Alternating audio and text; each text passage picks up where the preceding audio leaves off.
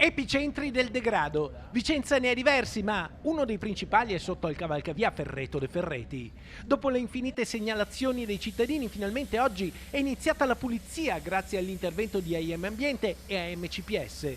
Qualcuno ha aperto un varco nella recinzione e ci sono segni di bivacco sotto all'arcata del ponte. Siamo qui sotto il ponte di Ferreto de Ferretti per mettere in sicurezza nuovamente la situazione. Eravamo stati qui a novembre con AM Ambiente e AMCPS, oggi ripristineremo la pulizia, la messa in sicurezza con delle nuove barriere. L'ultima pulizia ai primi di novembre. Adesso la zona è stata messa ancora in sicurezza e saranno collocate delle nuove barriere per impedire agli sbandati e a chiunque di entrare. Gli operatori di AIM Ambiente e AMCPS hanno pulito, disinfettato e chiuso il varco nella recinzione. Adesso quest'area andrà tenuta sotto controllo più spesso.